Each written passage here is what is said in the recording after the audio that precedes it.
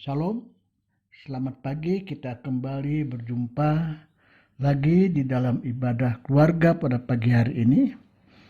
Pergunakanlah waktu yang ada, karena waktu-waktu ini adalah jahat. Untuk itu marilah kita akan memuliakan Tuhan lewat ibadah pagi hari ini. Mari kita akan berdoa. Kami bersyukur Bapa yang baik untuk perlindungan dan pemeliharaan-Mu saat ini.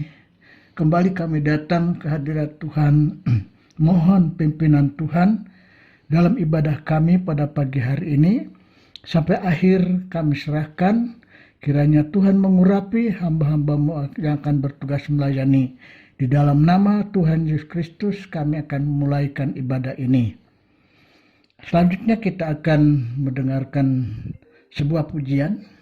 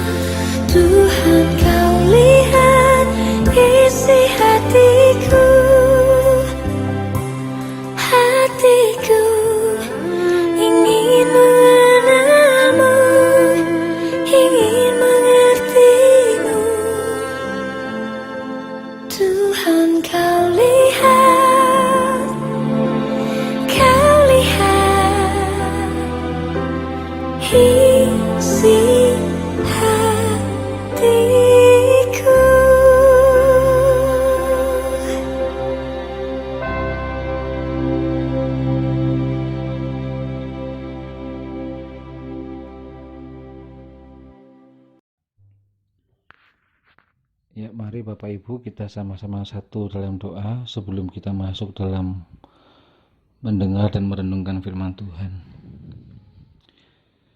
Bapak, terima kasih, kami bersyukur kami boleh ada sebagaimana kami ada. Kami bersyukur kami masih bisa menikmati hadirat-Mu, bisa memuji, menyembah, kami boleh merenungkan firman-Mu. Tolonglah kami Tuhan, di tengah-tengah keadaan yang serba sulit ini, supaya kami tetap teguh beriman kepadamu. Tolonglah kami Tuhan, supaya kami tetap melekat kepadamu, bahkan kami boleh melakukan dan meresponi peribadahan yang dilakukan setiap hari ini dengan baik untuk memuji dan memuliakan nama-Mu. Terima kasih berkati hamba-hamba-Mu yang sudah melayani dan juga yang akan melayani Tuhan urapi.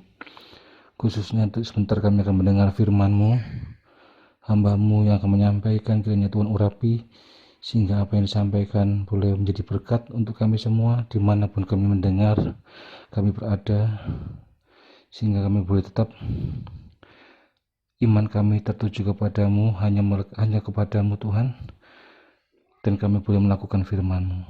Terima kasih Tuhan, kami sambut firman-Mu di dalam nama Tuhan Yesus Kristus. Haleluya, amin. Selamat pagi saudara-saudara yang terkasih di dalam Tuhan Yesus Kristus. Puji syukur kalau hingga pagi hari ini kita masih diberi waktu dan kesempatan oleh Tuhan Yesus.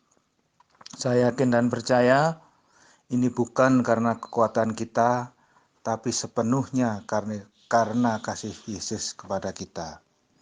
Nah, saudara-saudara yang terkasih di dalam Tuhan Yesus Kristus, kekuatan suatu negara dalam mempertahankan diri adalah terletak pada kekuatan tentaranya.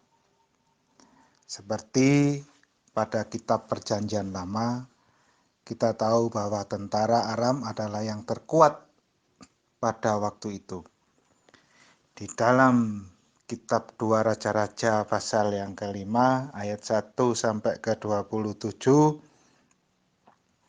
kita bisa sama-sama baca bahwa di sana ada dikisahkan kerajaan Aram adalah kerajaan yang terkuat waktu itu. Nah, saudara-saudara yang terkasih di dalam Tuhan Yesus Kristus, di dalam kerajaan Aram ini mempunyai seorang panglima yang bernama Naaman.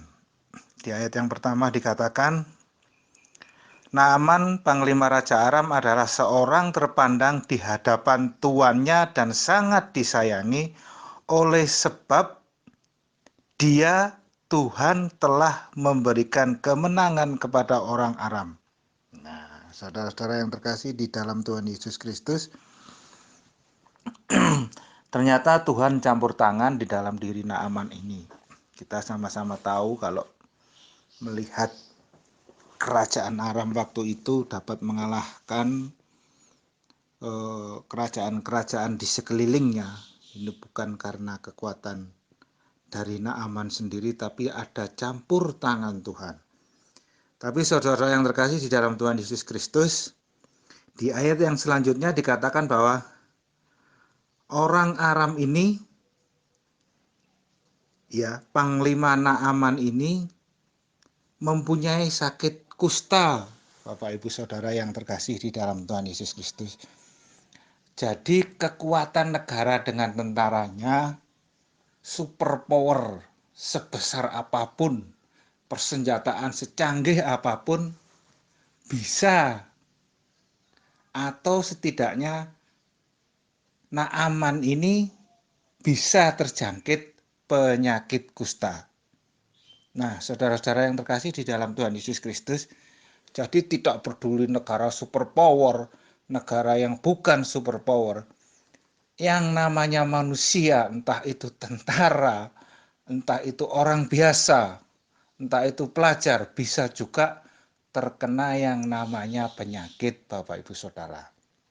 Tapi di sini saudara-saudara yang terkasih di dalam Tuhan Yesus Kristus, diceritakan Naaman ini mempunyai seorang tawanan yang dari Israel, seorang perempuan. Nah, dia menerima usulan, Bapak Ibu Saudara yang terkasih di dalam Tuhan Yesus Kristus. Dia ini seorang panglima menerima usulan dari seorang bujang yang biasa, luar biasa Bapak Ibu Saudara. Ketika seorang jenderal menerima usulan dari seorang pembantu yang luar biasa ini, luar biasa sekali. Seorang jenderal yang mau merendahkan diri dan mau mendengarkan apa yang dikatakan orang biasa ini. Tapi Bapak Ibu Saudara perlu ketahui bahwa orang biasa ini adalah orang Israel, seorang umat Tuhan. Ketika diberitahu bahwa di Israel ada seorang nabi, nah saudara-saudara yang terkasih, dia mau mendengar dan pergi ke sana Bapak Ibu Saudara. Apakah persoalannya selesai? Belum Bapak Ibu Saudara. Ketika Naaman ini pergi ke Israel, dia tidak ditemui langsung oleh Elisa Bapak Ibu Saudara. Tapi dia hanya disuruh menemui bujangnya yang disuruh oleh Elisa ini. Mandilah di sungai. Waduh, saudara-saudara yang terkasih di dalam Tuhan Yesus Kristus amat sangat digarap, artinya ya dikerjain begitu ya kalau omongan sekarang ini. Bagaimana seorang jenderal harus mandi di sungai Bapak Ibu Saudara yang terkasih. Bahkan di sana dikatakan oleh Naaman, apakah di kota saya, apakah di negara saya tidak ada sungai yang bersih. Nah, tapi persoalannya bukan di situ, saudara-saudara yang terkasih, adalah bagaimana Naaman ini mau menurut perintah Tuhan.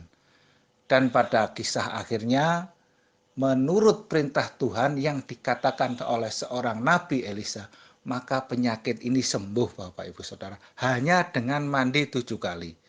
Nah, dengan carut-marutnya saat ini penyakit yang menyebar di seluruh dunia ini, mari kita tetap percaya pada perkataan dan janji Tuhan yang disampaikan oleh hamba-hamba Tuhan.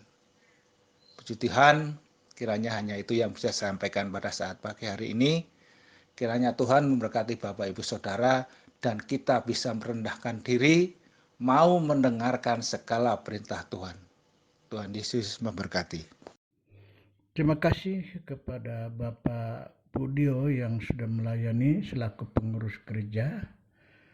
Kiranya Tuhan memberkati segala sesuatu yang sudah disampaikan lewat firman itu akan membangun iman percaya kami untuk makin kuat teguh di dalam Tuhan.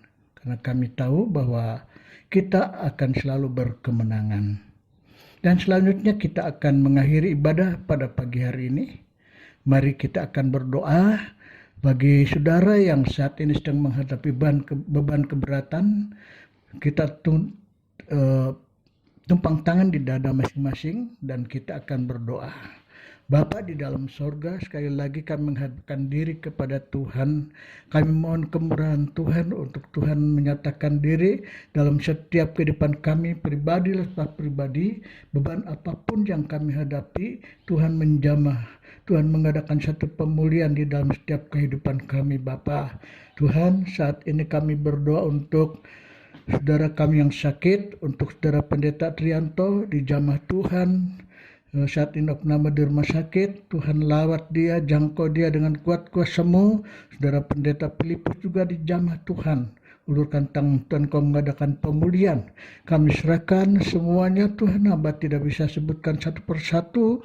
Mereka yang sakit saat ini Tuhan, Engkau kunjungi Tuhan, lawat, pulihkan, sembuhkan mereka. Terima kasih Bapa. Saat ini kami berdoa pula untuk pemerintah negara dan bangsa kami yang saat ini sedang bekerja keras untuk Tuhan menghadapi wabah penyakit coronavirus ini. Tuhan campur tangan, berikan hikmat akal budi kepada seluruh jajaran pemerintahan supaya Engkau campur tangan dan pimpin sehingga wabah ini segera dapat diatasi. Dan kami juga merasa bersuka-cita untuk kami bisa kembali bisa beribadah di gereja. Kami bersyukur Tuhan, berdoa untuk Bapak Budio, hamba-Mu sudah melayani, Engkau berkati, Engkau pakai. Tuhan, masalah gereja tetap kami bawa kepada Tuhan, biar Tuhan campur tangan. Kami yakin Tuhan juga akan berikan kami kemenangan. Bapak, terima kasih. Demikian saat ini kami serahkan dan kami akhiri ibadah pagi hari ini di dalam nama Tuhan Tuhan Yesus Kristus. Dan akhirnya saudaraku yang kekasih, terimalah kiranya segala berkat anugerah sejahtera Tuhan Yesus Kristus, kecintaan kasih Allah Bapa dan persekutuan di dalam Roh Kudus akan menyertai kita sekalian mulai saat ini sampai selama-lamanya. Haleluya. Amin. Tuhan memberkati.